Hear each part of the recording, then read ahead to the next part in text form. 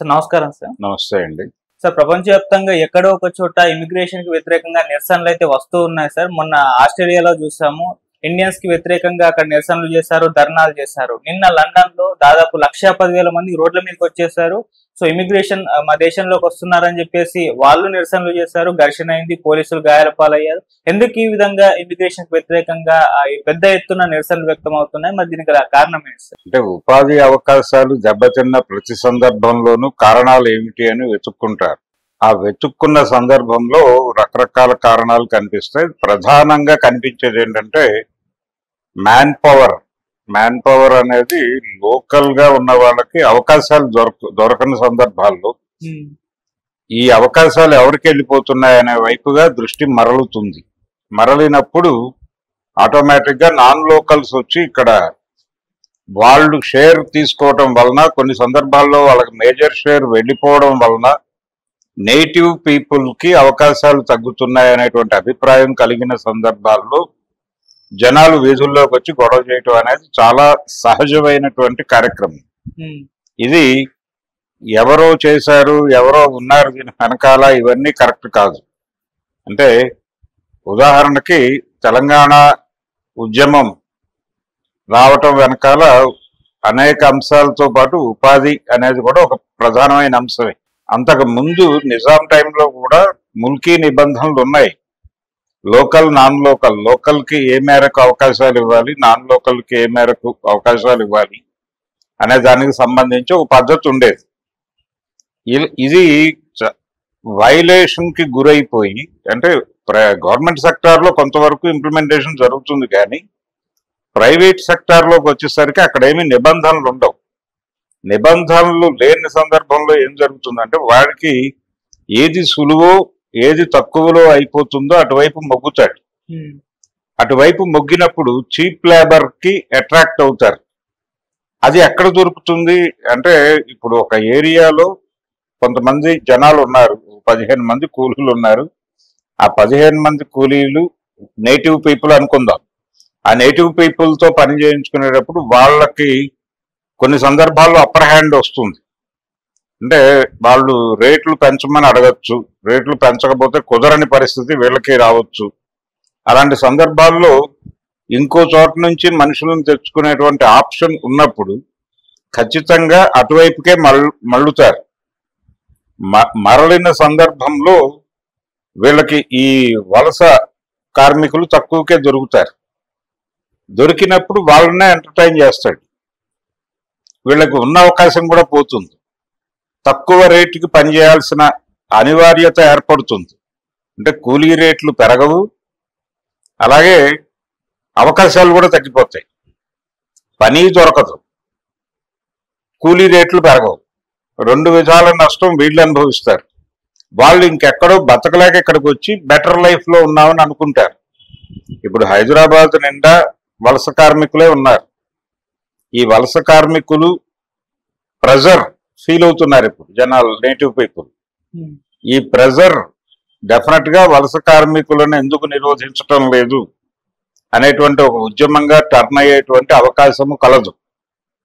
అలాగే వ్యాపార రంగంలో చాలా మందిని అంటే వాళ్ళ స్థానాల్లో నుంచి పక్కకి గెంటేసినటువంటి పరిస్థితిలోనే గోబ్యాక్ మార్వాడి అనేటువంటి నినాదంతో ఇక్కడ సభలు జరుగుతున్నాయి.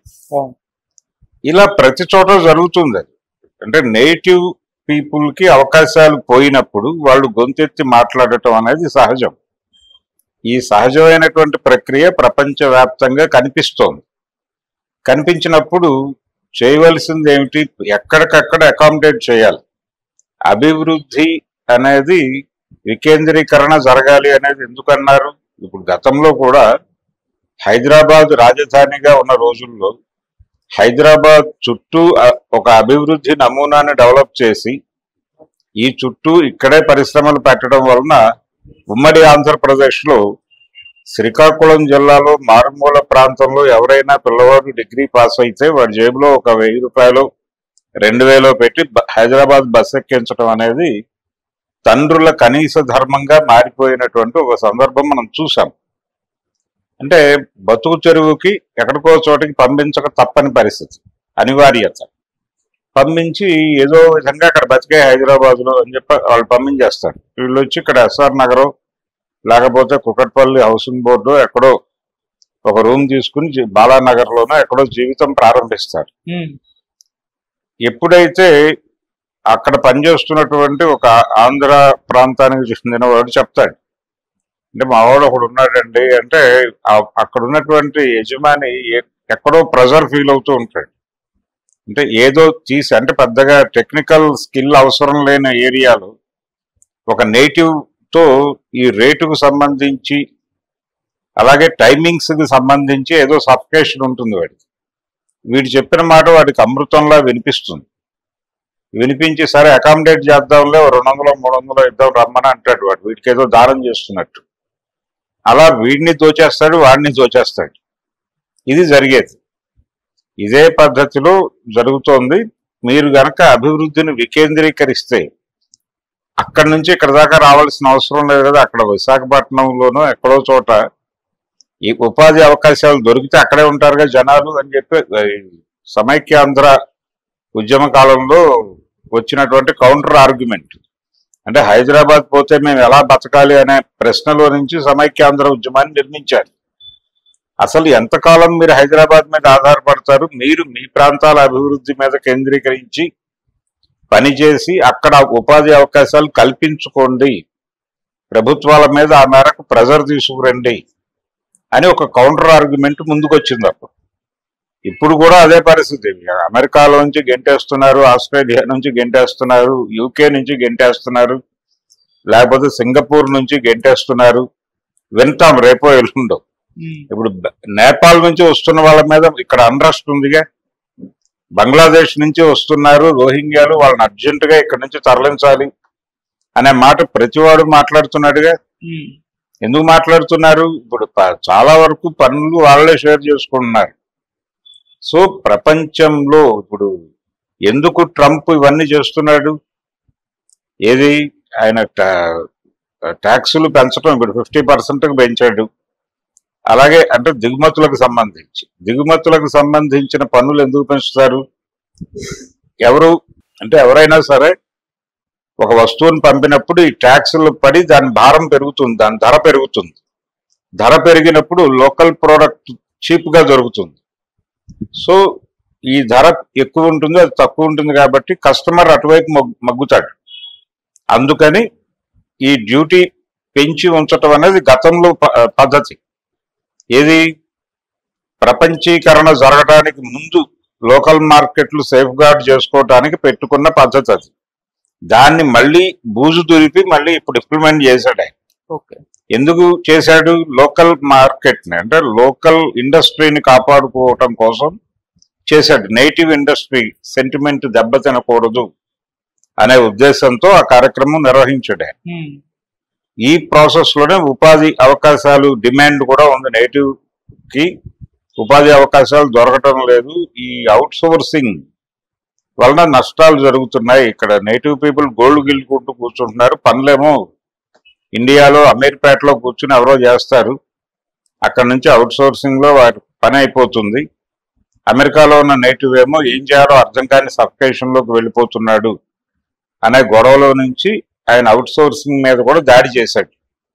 కానీ ఇవన్నీ కూడా ఇప్పుడు యూకే నుంచి వెళ్ళిపోమని గొడవలు జరిగిన, ఆస్ట్రేలియా నుంచి వెళ్ళిపోమని గొడవలు జరిగిన, ఇవి నేటివ్ పీపుల్ ఆకాంక్షలే తప్ప ప్రభుత్వ ఆకాంక్షలు కాదు, ఇండస్ట్రీ ఆకాంక్ష కూడా కాదు.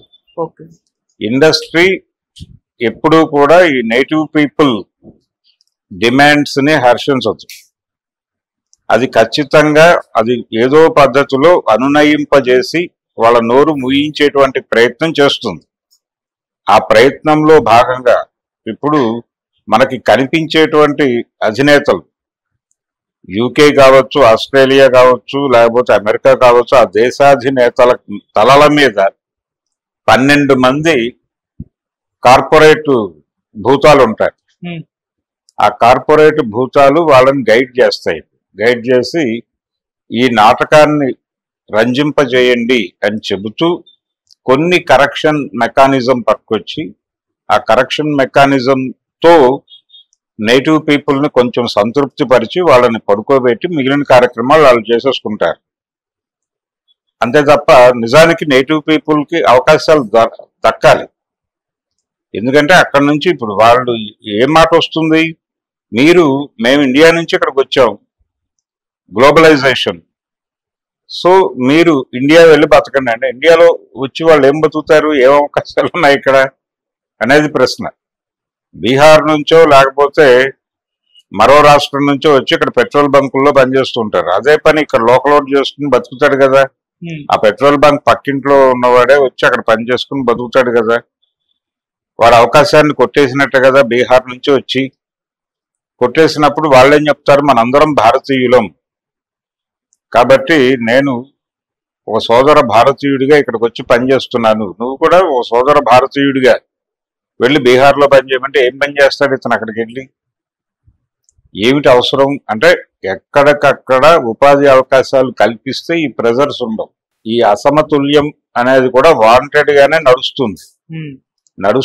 ఈ చీప్ లేబర్ అనేటువంటి కార్యక్రమం, తక్కువ ధరలకి పనులు చేయించుకోవటం, ఈ రుచి మరిగినటువంటి ఇండస్ట్రీ దీన్ని వదులుకోవడానికి సిద్ధపడదు. ఈ ప్రభుత్వాలన్నింటినీ వీళ్ళు డ్రైవ్ చేస్తారు.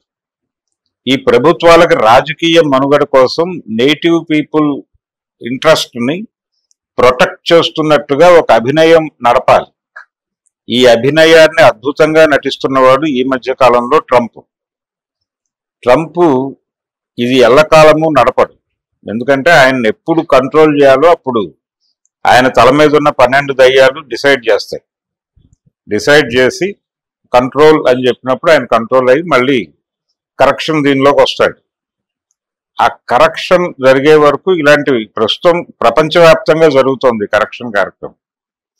మనం అంటే గ్లోబల్ మార్కెట్లో ఉన్నాం. గ్లోబల్ మార్కెట్లు అనేవి అవసరం వాళ్ళు. ఇప్పుడు ఈ నేటివ్ పీపుల్ ప్రొటెక్షన్ అనే పేరుతో ఎవరికి వాడు గోడలు కట్టుకుంటే మళ్ళీ పాత రోజులు వచ్చేస్తాయి. ఆ పాత రోజులు వచ్చేస్తే వాళ్ళకి ఇబ్బంది, ఇండస్ట్రీకి ఇబ్బంది. వాళ్ళ కోసం ఇవన్నీ గోడలు పగలగొట్టారు. వాళ్ళ కోసం జరిగిన కార్యక్రమం ఇప్పుడు మళ్ళీ గోడలు కట్టేసుకుంటే వీళ్ళ రాజకీయాల కోసం, వీళ్ళ రాజకీయ ఆకాంక్షల కోసం గోడలు కడితే వాళ్ళు ఎందుకు కూరుకుంటారు? అందుకని ఈ కరెక్షన్ మెకానిజం జరిగే టైం ఇది, జరుగుతున్న టైం ఇది. ఒక క్రైసిస్ నడుస్తోంది. ఈ క్రైసిస్ నుంచి ఎలా బతకాలి, ఎలా బయటపడాలి అనే మార్గం అన్వేషిస్తూ ఒక కరెక్షన్ చేసి అక్కడ నేటివ్ పీపుల్ని సాటిస్ఫై చేసి వాళ్ళకి సంతృప్తికరమైనటువంటి అవకాశాలు కల్పించి ఆ తర్వాత మళ్ళీ యథాతథ దోపిడీ కొనసాగుతుంది. ఆ మేరకు అవుట్ సోర్సింగ్ మీద ఇన్కమ్లు తగ్గించవచ్చు, అలాగే ఎగుమతుల మీద కొంచెం భారంగా మారొచ్చు. ఇది అడ్జస్ట్ అవ్వండి అని ఆల్రెడీ వాళ్ళు సంకేతాలు పంపుతున్నారు. ఈ ప్రాసెస్ లోనే ప్రతి చోట నేటివ్ పీపుల్ ఇంట్రెస్ట్ ప్రొటెక్ట్ చేయటం అనేది జరుగుతోంది. ఇది ఇప్పుడు తెలంగాణ ఉద్యమం జరిగిన తర్వాత, తెలంగాణ ఉద్యమ కాలంలో చాలా బలమైనటువంటి నినాదం అంటే ఇక్కడ నుంచి ఆంధ్ర వాళ్ళందరూ వెళ్ళిపోతారు, ఇళ్ళన్నీ ఖాళీలు అయిపోతాయి, అసలు లాడ్జీలన్నీ వెలవెలపోతాయి, ఇలాంటి మాటలన్నీ మాట్లాడారు. ఇది సమైక్యవాదులు. అలాగే రోడ్లు ఖాళీ అయిపోతాయి అనే మాటలు, ఇవన్నీ అనవసరంగా మెట్రో వేస్తున్నారు, ఇలా మాట్లాడారు ఆ రోజుల్లో. మాట్లాడిన తర్వాత వీళ్ళ వైపు నుంచి కూడా అలాంటి మాటలు దొరలాయి. రామోజీ ఫిలిం